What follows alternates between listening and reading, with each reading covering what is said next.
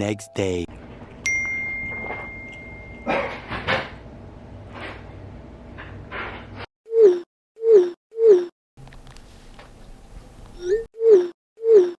Now I know I was wrong, I messed up, and now you're gone.